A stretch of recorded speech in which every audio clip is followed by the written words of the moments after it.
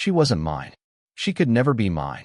But when her hand gripped my arm and she whispered, "You're driving me crazy," I knew I'd already gone too far to turn back. I'd only been living in the small townhouse complex for a couple of months when I first met her. My days had been quiet, mostly filled with work and the occasional jog through the neighborhood. But otherwise, I kept to myself. I didn't expect much from the people next door, a husband who worked odd hours, and his wife, who I'd only seen from a distance a few times.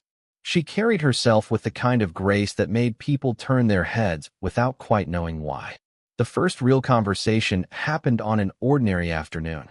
I was unpacking groceries when I heard a soft voice call over the fence. "Looks like you stocked up," she said, her tone warm but edged with amusement. I looked up, startled, to see her leaning lightly against the fence that divided our backyards. The sunlight slanted across her hair, turning the strands into threads of gold. She wasn't smiling in a forced way, but with a kind of quiet ease, as though she'd been waiting for an excuse to speak. I remember fumbling for words. "Yeah, I guess I overdid it. Too many apples." She tilted her head, eyes glinting with something playful. "Well, there are worse problems to have." Her laugh followed, low and steady, not loud, but enough to hang in the air longer than expected. And though it was just small talk, I noticed details I shouldn't have. The faint scent of jasmine that drifted across the fence, the way her fingers traced absent patterns against the wood as she spoke. A few days later, she came to the door with a tray of food. "Too much for us," she said simply, handing it over. Her husband wasn't with her. He rarely was. When I took the tray, her fingers brushed mine. It wasn't intentional, not really, but the touch was enough to send a spark running through me. Her skin was warm, delicate yet steady, and for half a second, neither of us pulled back. Our eyes met then, hers searching, mine probably more obvious than I intended. There was a pause, like the air between us had thickened. She recovered first, smiling faintly, and murmured, "Don't let it go cold." That night, I sat alone with the meal she had prepared, tasting not just the food but the effort, the thoughtfulness behind it. And though it should have been nothing, a kind gesture from a neighbor, I couldn't shake the weight of her presence. The sound of her laugh lingered in my ears, the brush of her hand replayed in my mind, and I realized I was paying attention in a way I hadn't meant to. It was dangerous, maybe even foolish, to notice so much. She was older, clearly married, and carried herself with the kind of confidence that should have kept me at a polite distance. But somehow, instead of pushing me away, her presence pulled me in. Not because of anything she said outright, but because of what she didn't say.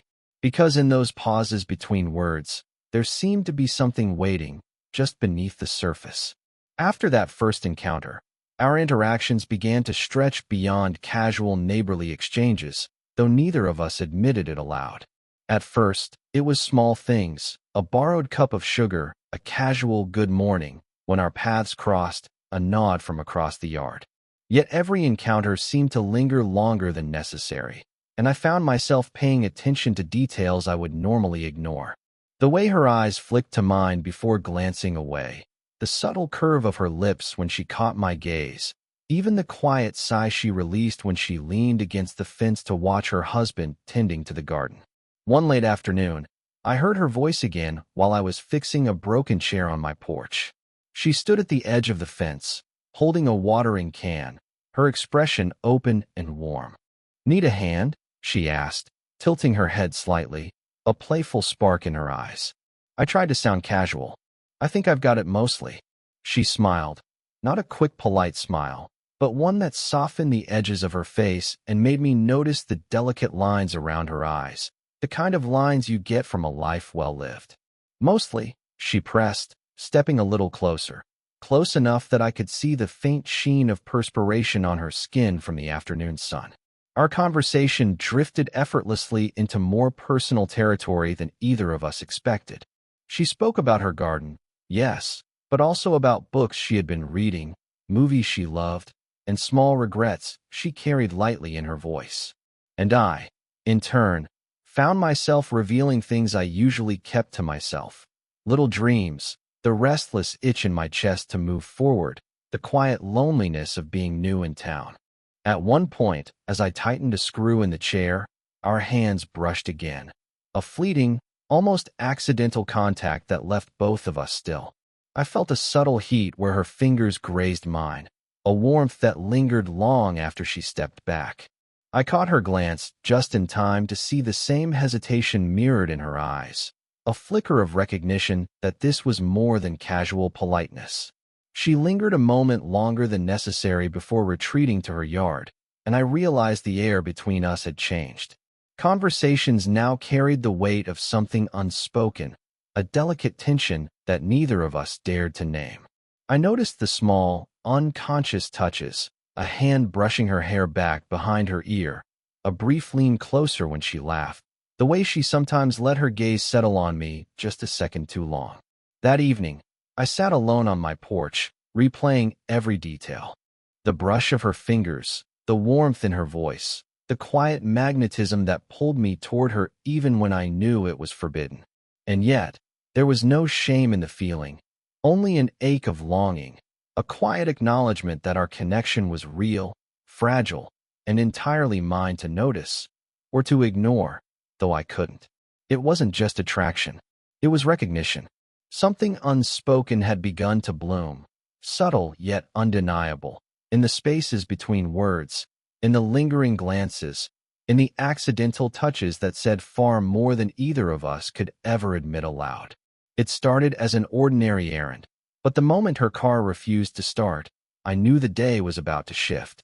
She appeared at my door, keys in hand, a faint crease of frustration between her brows. "Would you mind giving me a ride?" she asked softly, almost hesitant, as if asking more than just a simple favor. I didn't need to think. "Of course," I said, surprising myself with the ease of the reply. When she climbed into the passenger seat, the space between us felt smaller than usual. I could smell the subtle warmth of her perfume, mingled with the faint scent of the leather seat beneath her. Her hand brushed mine as she adjusted the seat belt, the contact brief but electric, leaving a tingling warmth along my forearm. She caught my eye and gave a small, almost guilty smile. The drive started quietly. The city hummed around us, tires on asphalt, distant laughter from a park, the occasional honk from a driver too impatient to wait. But inside the car, time seemed to fold in on itself. Her knee occasionally brushed against mine when she shifted, a light touch that lingered longer than it should. Each contact felt loaded with unspoken tension, a delicate balancing act between familiarity and the line we both knew existed. "Thank you," she murmured, her voice soft, almost swallowed by the car's engine hum. I didn't mean to be difficult. I glanced at her, noting the way sunlight caught the golden highlights in her hair, the slight curve of her lips when she tried to laugh off her own frustration. "You're not difficult," I replied. "I don't mind." A pause followed, pregnant with unsaid thoughts. Her fingers found the edge of the seat, as if she needed something solid to hold on to. I noticed the subtle quiver of her wrist, the tension in her shoulders. I wanted to reach out, to brush a strand of hair from her face, but I restrained myself. Then came the playful spark, the first real crack in our careful restraint. I accelerated slightly over a small hill, and she let out a soft, startled laugh. "Hey, you're driving me crazy," she exclaimed, the words spilling out with both exasperation and delight. I stole a glance at her, and a slow smile spread across my face. "Then hold on tighter," I said, half daring her, half teasing, my voice quiet but deliberate. Her hand flew instinctively to the edge of the console, fingers brushing mine again. Not intentionally, not seductively, but with a gravity that neither of us could deny. The warmth of her skin against mine was enough to make my chest tighten, my heart pick up a little. She didn't pull away immediately. Instead, her fingers lingered, testing, almost daring me to do the same. For the rest of the ride, the air inside the car felt different, charged, electric, and intimate in a way that had nothing to do with words. We spoke, yes, but every glance, every brush of her hand, every quiet exhale carried meaning. And I realized, even in that small space between two seats, that something irreversible had begun, a subtle, thrilling pull that neither distance nor propriety could erase. The car hummed steadily along the quiet streets, the city fading behind us as we slipped into a cocoon of our own making. The air felt heavier, as if it had thickened with the weight of unspoken thoughts. I could feel her presence in every subtle shift, the way her leg brushed against mine when she adjusted her posture, the faint heat radiating from her shoulder when she leaned back against the seat. It wasn't bold or obvious, but it was intimate enough to make my chest tighten in a way I couldn't ignore. She let out a soft laugh, almost breathless, after a minor bump in the road made her grip the edge of the seat. "You're driving me crazy," she said, the words a mixture of exasperation, teasing, and something deeper, a confession buried in casual phrasing. I glanced at her, catching the quick dart of vulnerability in her eyes before she masked it with a playful smile. There was a gravity to the moment, an almost dangerous tenderness that neither of us dared to fully name.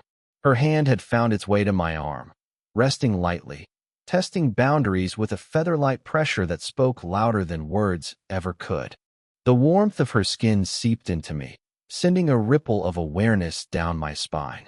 I didn't respond immediately. I let the silence stretch, letting the tension build like the gentle tightening of a spring. The sunlight slanted through the windshield, casting streaks of gold across her face, highlighting the soft contours of her cheek and the curve of her lips as she looked out the window. There was a quiet vulnerability there, a fleeting hesitation that made her seem both untouchable and achingly human. Finally, I met her gaze, slow and deliberate, my fingers brushing hers in a way that lingered slightly longer than necessary. "Then hold on tighter," I said, my voice low, teasing, and yet earnest. The words seemed to hang in the air, charged with unspoken possibility. She blinked, caught off guard, but didn't pull her hand away immediately. Instead, it lingered, her fingers pressing lightly against mine in a subtle acknowledgement of the pull between us. Her laugh, quiet and hesitant, filled the car. It wasn't loud or forced, it was warm, intimate, a sound that anchored me to the moment. I noticed how her breath quickened slightly, the delicate tremor in her hand as she shifted. Every subtle movement, a glance, a tilt of the head, the brush of her shoulder against mine, carried a weight I couldn't ignore. The world outside seemed to vanish. The distant hum of traffic, the faint chirping of birds settling for the evening, even the low rumble of the engine became part of the rhythm between us. And in that silence, punctuated only by soft laughter and lingering touches, I realized how dangerous ordinary moments could become when two people tread too close to something they're not supposed to feel. By the time the car came to a slow stop at the next light, the tension hadn't dissipated, it had deepened. Neither of us spoke, yet we both understood that a line had been crossed, a subtle, almost imperceptible boundary between friendship and something more. A quiet acknowledgement that what we were feeling was real, unavoidable, and utterly impossible to ignore. The city streets blurred past the windshield, but inside the car, time seemed to have slowed. Her hand still rested lightly on mine, a delicate, almost accidental touch that somehow anchored the chaos I hadn't realized was building in my chest. Every nerve ending seemed to hum with awareness. The warmth of her skin, the subtle pressure of her fingers, the faint rhythm of her pulse through her wrist. It was electrifying, yet impossibly tender. I glanced at her, catching the corner of her eye, the way her lashes fluttered as she looked down, almost shyly, before daring to meet my gaze again. There was a tension in her shoulders, a slight hitch in her breath, as if she was teetering on the edge of daring to feel something forbidden. And in that instant, I realized I was no different.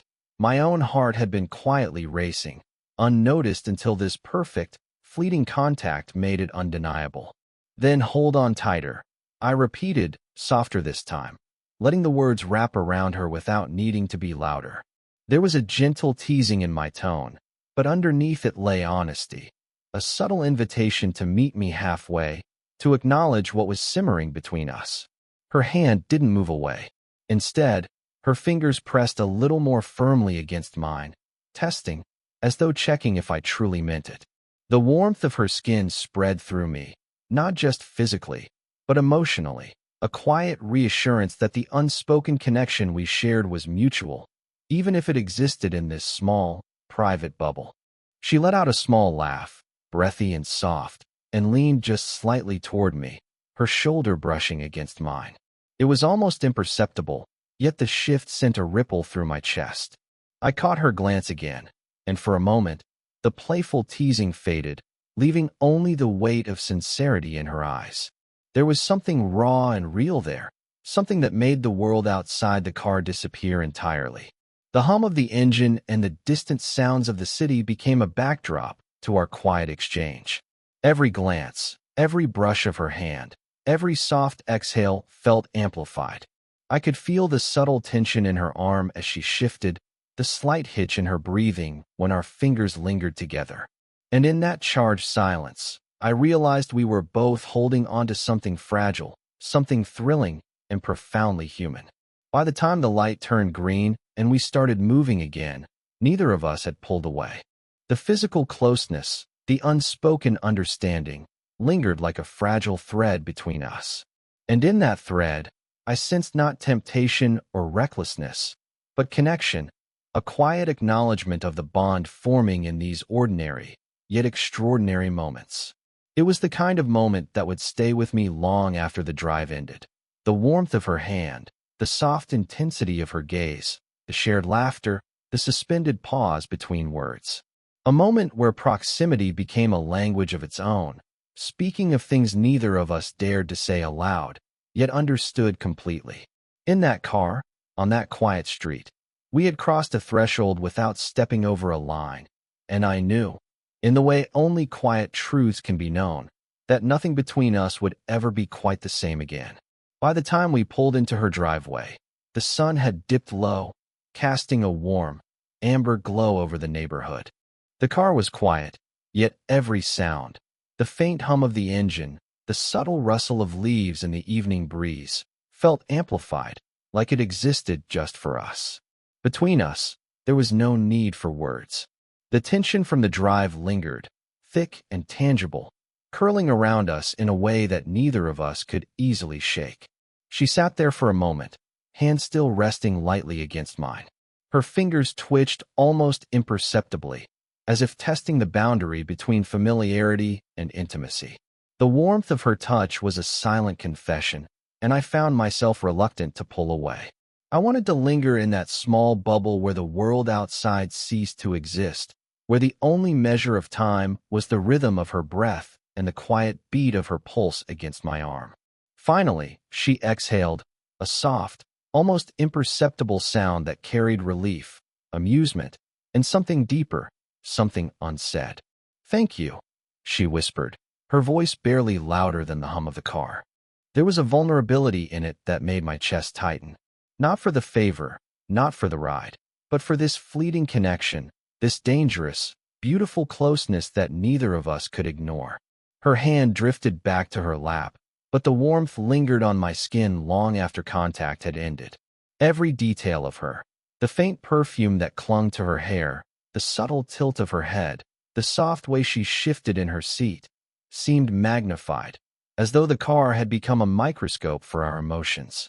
We were acutely aware of each other, each gesture laden with meaning, each pause echoing louder than any words could. I wanted to say something, to bridge the silence with confession or reassurance, but the right words eluded me. Anything spoken aloud would ruin the delicate tension we'd built, the fragile intimacy that had taken shape without either of us planning it. So I stayed quiet, letting the silence speak instead, feeling it pull us closer in a way that words never could. She finally reached for the door handle, moving with a grace that was both deliberate and hesitant. I caught her glance as she paused, eyes soft but steady, holding mine for just a beat longer than necessary. It was in that moment, that tiny, suspended heartbeat, that the unspoken truth of our connection became undeniable. There was longing, yes, but also restraint, a careful acknowledgement of the lines we couldn't cross. When she finally stepped out, the evening air wrapped around her, cool against the warmth that had built between us. She didn't rush away. Instead, she leaned slightly back toward the car, fingers grazing my shoulder in the briefest, most tentative touch. It was a simple gesture, yet it carried the weight of everything left unsaid: desire, hesitation, and an unspoken promise that this connection would linger long after the moment had passed. I watched her walk up to her door, the amber light framing her silhouette. My hand itched to reach out again, but I stayed still, knowing that some things, some feelings, are most potent when held quietly, privately, between two people who understand each other without having to speak.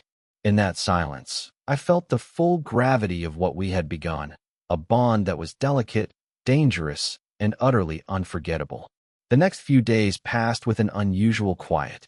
We exchanged greetings and small talk as neighbors do, yet the memory of that drive lingered like a delicate fragrance, subtle but impossible to forget. I caught myself noticing her in ways I hadn't before. The way she moved through her garden with ease, the soft curve of her smile when she waved, the gentle tilt of her head when she laughed at something her husband said. Each glance reminded me of the warmth we had shared, the electric tension that had been suspended between us, and the unspoken understanding that nothing between us would ever be quite the same. One evening, as I returned from work, she was sitting on her porch, a book resting in her lap.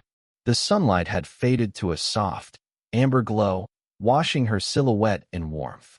She looked up as I approached, her eyes meeting mine, and for a brief moment, everything outside, the neighborhood, the traffic, the routine of daily life, ceased to exist. She didn't need to speak. The simple meeting of our gazes carried the weight of that drive, of everything left unspoken between us. "Hello," she said softly, her voice carrying a quiet familiarity. "Hey," I replied, feeling the steady pull of closeness I hadn't been able to ignore. We talked then, not about the drive, not about what had happened, but about ordinary things, books, the changing seasons, small observations about the world around us. Yet in every word, in every pause, in every glance, there was a subtle acknowledgement of the bond that had formed. She leaned back in her chair, fingers brushing the edge of her book against her hand in the smallest gesture of comfort and presence, and I felt a quiet ache at the simple intimacy of it. As the evening deepened and shadows stretched across the porch, she rose to go inside. But before she closed the door, she turned back to me, eyes soft and steady, and her hand brushed my shoulder in the gentlest, most fleeting touch. It wasn't bold, it wasn't daring, it was quiet, meaningful, an acknowledgement of the connection we both felt but had chosen to honor with restraint. I watched her step inside, the door closing softly behind her, and I felt the warmth linger on my skin. There was no confession, no crossing of lines, yet in that moment, I understood the truth of our bond. It was real, it was deep, and it was carefully contained, not out of shame, but out of respect, understanding, and the quiet acceptance that some things are best cherished quietly. Walking back to my own porch, I realized how profoundly we had changed each other in the simplest of moments. The drive, the touches, the shared laughter, and the lingering glances had all added up to something that transcended ordinary attraction.